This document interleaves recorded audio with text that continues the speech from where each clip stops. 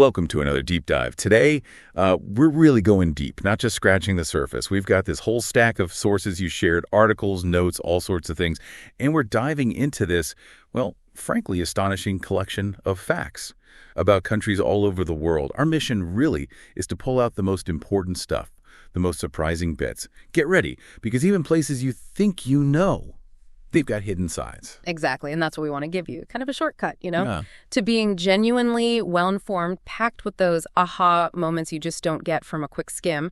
We're not just going to list facts. We want to give you the context, sort of unpack the why behind the surprise so you feel enlightened, not just overwhelmed with trivia. Okay, yeah, let's unpack this. We're going across continents, looking at incredible geography, weird and wonderful cultural stuff, and some really surprising historical first. I was really struck by some of the ways people have adapted to, well, extreme environments. Unbelievable geography, nature, and ingenious human adaptations. So let's start there. The planet's wonders and how humans deal with unique geography. Takes Djibouti. It has Lake Essel, which isn't just salty. It's apparently 10 times saltier than the sea. Yeah. 10 times. And if that wasn't enough, it's like 509 feet below sea level. It sounds almost alien. It really does. And what's fascinating to see is how these unique conditions either really challenge nations or sometimes give them unique advantages.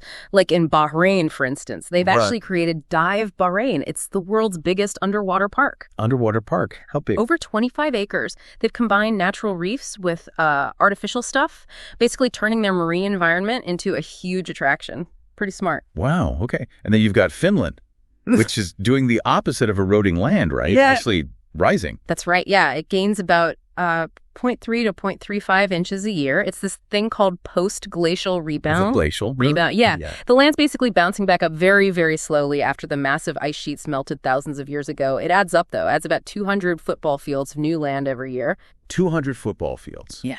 Just appearing. Can you imagine seeing that happen, even slowly? It's an incredible geological process, yeah. But then think about the total opposite.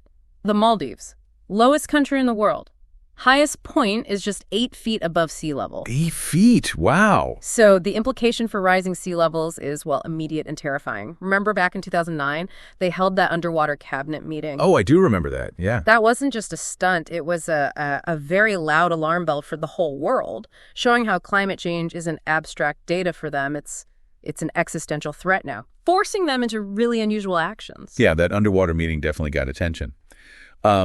But on a more positive environmental note, there's Suriname. It's actually carbon negative. Right, which is amazing. 93% forest cover, mostly rainforest. It absorbs more greenhouse gases than the whole country emits. An environmental superpower, basically. It really highlights that connection, doesn't it? Between the land, the water, and society. Whether it's adapting to survive, like the Maldives plea, or having this natural gift like Suriname. It just shows how tied a country's fate is to its environment, and how differently that plays out everywhere. Unconventional societies, cultural quirks, and daily life surprises. Okay, switching gears a bit. Let's dive into human culture. The sheer diversity of it. Practices, beliefs that kind of challenge what we might assume.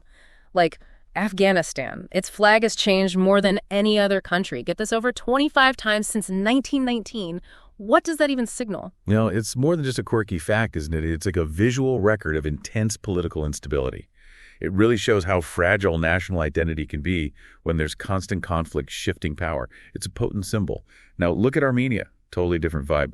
They made chess a mandatory school subject back in 2011, 2012. Mandatory chess? Yep. And it's not random. They have this deep national history with the game. Over 24 active grandmasters, I think the source said. It says a lot about valuing strategic thinking early on. That's fascinating. From strategy games to national well-being. Bhutan. The only country using a gross national happiness index, GNH. Their government literally tracks and prioritizes people's happiness alongside the economy. Imagine that. It's a completely different way of looking at progress, isn't it? It makes you think, how do different societies define success or development? And it raises interesting questions. How do these unique structures affect, say, individual freedom versus community good? Look at Ethiopia, for example. Their whole concept of time is different. How so? They have a 13-month calendar. They're currently in the year 1403, according to their system. And their clocks start at dawn, what we'd call 6 a.m. is their 12 o'clock. It's just a fundamentally different rhythm to life baked into the culture. 13 months. Wow, okay. And speaking of unique practices, Ghana, the fantasy coffins, Abibu Atakai. Oh, yeah. Those are incredible. So these are like super colorful, intricate coffins shaped like things that represent the person, like a shoe or a fish or a cocoa pod. Exactly. It reflects the person's life or profession. It suggests a more celebratory view of death, perhaps, remembering the life lived, rather than just mourning the loss, personality carrying on. Then you have Iceland, where apparently a majority of people, 54%, believe in elves. Huldufolk, they call them. Wait, seriously, over half the population? That's the figure cited, yeah. And it's not just folklore. It's actually impacted things like road construction. Since the 1930s, people have campaigned to reroute projects to avoid disturbing spots believed to be elf habitats. It shows how cultural beliefs can genuinely shape policy. Belief in elves influencing construction. That's wild.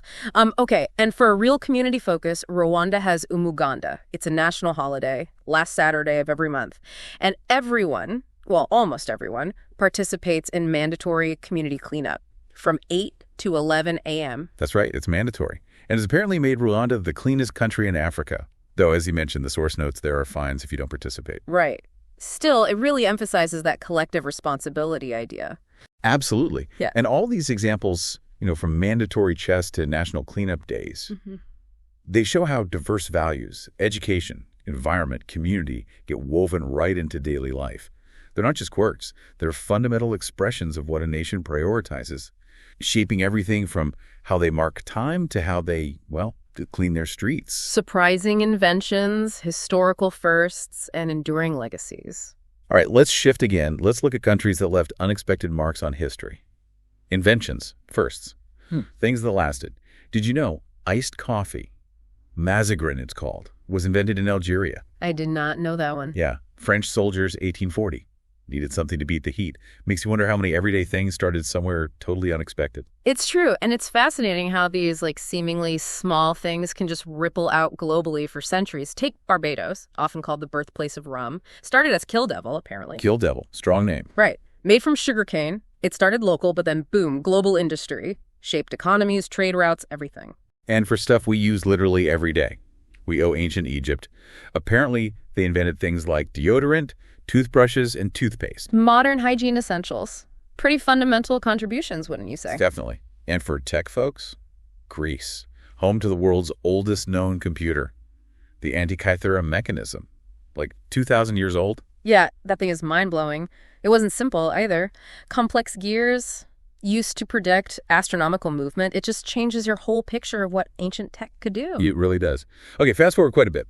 Modern finance. The Netherlands.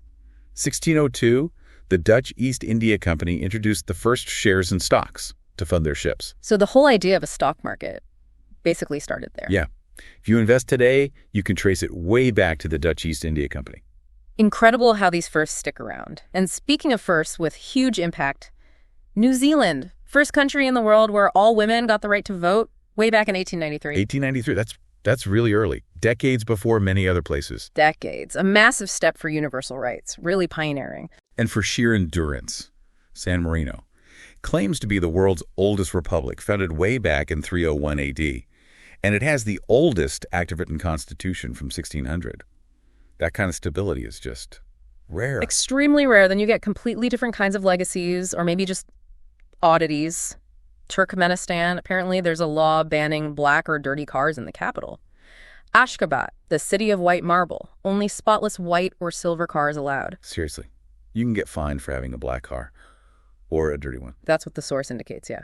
Shows an incredible level of state control right down to car color. Bet the car washes do great business. I bet. Okay, one more really clever one. Tuvalu, tiny island nation, earns about 1/12 of its entire national income just by licensing its internet domain. The .tv domain, right. Exactly. They license .tv to entertainment companies. Super smart way to leverage a unique digital asset for major economic gain. Yeah, these examples really show that innovation, big historical moments, weird rules, they come from everywhere. Yeah. And they shape everything from finance to freedom to, car colors. Wow. Okay. So we've gone from salt lakes below sea level to rising land, mandatory chess, elf habitats influencing roads, ancient computers, the first stocks, and .tv domains funding a nation. The sheer range of stuff out there is just, it's astounding. I was genuinely surprised quite a few times today. Our goal here is always to make exploring information exciting, accessible, and I feel like we've definitely found some gems today. Leaves you thinking, doesn't it? It really does. And maybe that's the final thought for you, the listener. After hearing all these surprising things about nations across the globe, what hidden or unexpected truths might be lurking in the places, the systems, maybe even the people you interact with every day? What might you find if you just looked with that same deep curiosity? That's a great question to leave things on. A really profound thought. Well, thank you so much for joining us on this deep dive into global curiosities. We hope you feel a bit more informed and maybe a lot more curious about this amazing world.